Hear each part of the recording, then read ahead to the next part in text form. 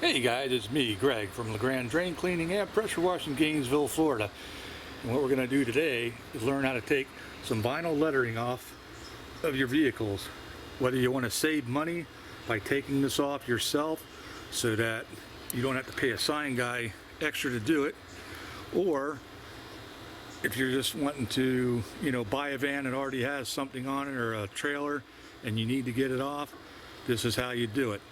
So before we get going, just remember, hit that subscribe button, hit the thumbs up that you like it, leave a comment and the suggestions, and buy whatever you want with one of my links, and it helps me bring videos like this. So let's get to the sponsor and then we'll get to the video.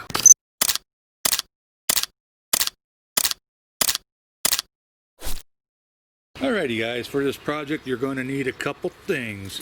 One is a bunch of paper towels. Now keep in mind, the paper towels are only for taking off the glue, and if you're going to use paper towels you're going to need a lot of them, because as that gets saturated with stuff it's not as aggressive when rubbing off the glue, so you'll need a bunch of them. Or you can use something like this, but make sure it's plastic, not real aggressive, not a sanding block that won't scratch your paint.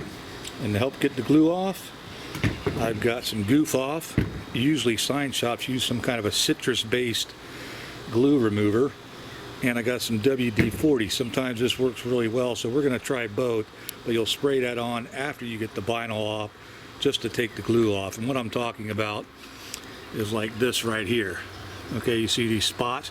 This is old stuff and that left glue, and these are outlines. Now sometimes even when you get all this off, you'll still have a little shading, like I've got going on this trailer over here. If you look at this trailer, there's shading, and all the glue is removed from that, but you can still see where the old logo and stuff was, and that's just because the sun has bleached out that trailer except for where the vinyl used to be. So we're going to take that off, or if you decide you don't want to take off the glue residue, the sign shop guy will take it off. But now we're going to get into taking off this vinyl. So what you really want to concentrate first on is getting the vinyl off. So what are you going to need for that? Well, you're going to need a hair dryer and you're going to need a chisel. Now I can't run the hair dryer and chisel at the same time. But what you want to do is come over and hold the hair dryer probably on a medium setting and hold it a little away, and just get going on a corner with your plastic chisel that won't scratch this. Now this chisel is a little flexible, so I have to hold my two fingers to make it kind of stiff, so your fingers might get heated up a little bit. Now it's real critical when you're warming this up with the hair dryer, you don't overheat it. You hold it back here a little bit, let it warm up, and you get a corner started. So let me do that, and then I'll show you what we're doing once I get that part. Okay, hang on. Welcome back. I'm going to try to go to that G and show you what I'm doing. This camera's far away, so hopefully you can help me, but we're going to put our hair dryer on medium, and we're going to hold it a little away from that G. Now if you had something that was a little stiffer than this, the key part is having a sharp edge, okay, and then you want it to be pretty stiff. I've got to stiffen it up with my two fingers a little, so we're going to heat a little. And obviously, we just try to get a corner going. And then once we get a little corner out like that, you pick at it. Now you notice I'm pulling the hair dryer way away, just getting it warm enough to relax that glue. I don't want to bake the glue on. And eventually, I will just follow the vinyl and keep working at it. I'm trying not to rip it, but sometimes it will rip, like I overheated it right there, it ripped. So usually I just try to follow around.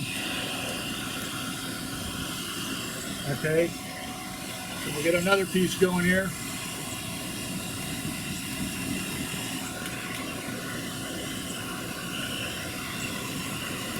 And sometimes it's better to get on this side of it and follow it all the way around. And you'll see that it'll usually come up in one kind of piece. Just got to be careful not to overheat it or rip it. It's pretty much that simple, guys. All right, It's going to take you a little while, obviously, to do every letter. So I'll check back in after we get some more of this off. But before I do that, I want to see how that's going to come off. So the first test we're going to do is with a paper towel and a little WD-40. So we'll take our WD-40, I'm going to spray down that O. Okay, and I got my paper towel. But like I said, if you're going to use paper towels, you're going to need a lot, because you have to get it kind of aggressive, and once it gets wet, the aggressiveness is gone. So that's working somewhat okay. So we'll try a little bit more of this WD-40 and let it sit a second, and maybe get this sponge. Now this is plastic on this sponge, okay, and we'll see if that does a little bit better with the aggressiveness. WD-40s, it's working, and the reason it's taking a little bit of time, here's the choice you have to make. You know, the more aggressive you get with either this thing or the fluid, the more chance you have of taking paint off. So now we're going to try to goo off on another zero over here, the next zero. Okay, I didn't even know that's kind of gelled up. Wonder why I was doing that. Anywho, and we'll do the same thing. We'll take the towel first, kind of let it sit there, and see if the towel will take it off. You can see the towel's not doing nothing with the goo off. So come back over here, and we'll get our little thing. You know, your wife loves it when you take these. You know what's even better than these? It's those plastic scrungy things in the shower. They dig that. You take those out. So if you do that, now you can see it's coming off pretty good. So if I can go back over here on another spot, see now that WD sat there for a while. I think the goo off in this case is working a little better. Now remember, I can't leave this goo off on there, you know, so what you want to do is take a spot and look at that, those are scratches from something. Now that I've got some of these letters off, I just want to show you some things. I don't know if you can see this, but those were the scratches I was talking about, where actually like a limb or something went through the vinyl and scratched that paint. There's another one right over here where the paint's chipped off. I don't know if you can see that or not. But anything like that, or anything like this that you leave, will show up through the vinyl if you're not careful. So this is old spots from where vinyl was taken off, but since there was no new vinyl put on here, we just left it. We got to clean that off. If you look right here on this 8, especially in the crevices, double check, there's a little line here of junk, of glue. You know, and depending on your vinyl, that can show through your vinyl, the new vinyl you're putting on. So double check, and then make sure you wash it all off. You want this surface as clean, and even the smallest thing out of there, so that it won't show through the vinyl or make a bump or an air bubble, and also so that the new vinyl would adhere really well to it and not peel off later.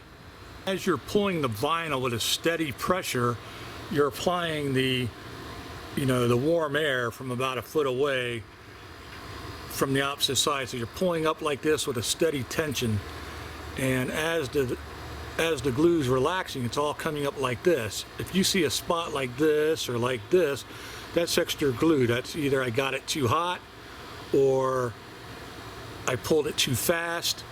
You know, it may have just been a little spot that got baked on all by itself somewhere else, but usually it's because you pulled it too fast or you got it too hot. But you'll get a rhythm going, you know, in how you're pulling that off. So just keep that in mind while working this vinyl.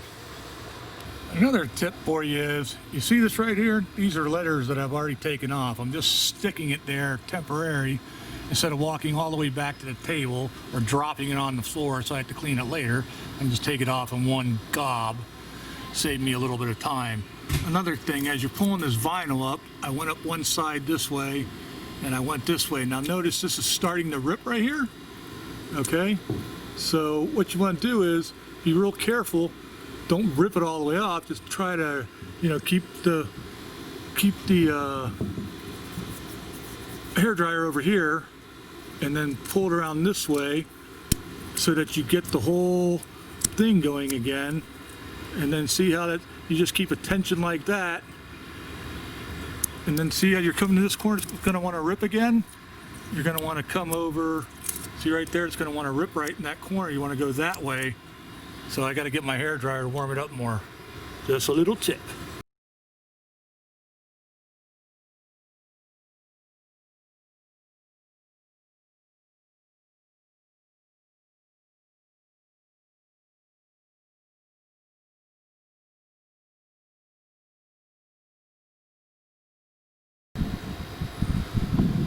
Now that you got all your letters off, it's time to put your solution on there that you're going to use to clean that glue off. Now in the beginning, you saw me testing some spots and I just sprayed it all over and you saw it run all down. You really don't want it to run down. If you do spray it like that, make sure you wipe it off. But normally what I do is put a bunch of junk on and then I try to just evenly put it where the leathers are and let it kind of sit in there. And then that way, you'll let it dwell just like you do your house wash. And you'll let it sit a couple minutes, and then you'll come back and try to scrape it all off. So that's a little tip. So if those guys bailed out early, they didn't hear that tip, did they? While that's dwelling a little bit, I took the opportunity to go inside and clean my sponge up so I can start with a fresh sponge. I also went over there and wiped any overspray on the windows and any little bit that went past the letterings and in between them, just so I don't have a bunch of that stuff working on the paint. I missed a glob right there. See down here? A little bit right there that I missed. Take some of that off of there. Never hurts to wash that off so you don't have extra, places you don't want it. Okay, it's been a couple minutes now, so the fun part begins. You just got to kind of take your sponge or whatever you're using, and it's coming off pretty good right there. You may let it dwell just a little more. You might have to add some more of that juice and let it dwell a little bit, but you want to kind of get it off relatively quickly. See, it's coming off good, and get it off relatively quickly so that you can then soap and water and get it off. Now when you take this to the sign shop, they'll probably have an alcohol-based solution that'll help get this off as well, so they'll really clean it. But once you get all this off and it's looking pretty good, even though these are old spots down here that I told you were from before, try to get them off. But once you get all that off, get you some rubbing alcohol, put it on a paper towel after you clean all this with soap and water, and give it a once going over with the alcohol. And then that way when you get it to the sign guy, he'll just do another clean and check everything out. But make sure you get those little things like I was telling you in the grooves pretty good. Don't want to leave that behind. But it shouldn't take you long to do this. It took me about an hour and a half to pull all the letters off. Take me another 15 minutes to scrub this down real good. They're coming off pretty good now. So after I get done with a line here, I will probably go in and rinse this back out, because it's, wash it out with soap and water, and then come back out and do the next line. And tell me in the comments what you think about this. Now when you're taking this stuff off, like I said, these little fibers in there will get clogged eventually, but just keep in mind, you just can't rub it nicely like that and get this come off. You really gotta attack it with just a couple fingers and really press in there.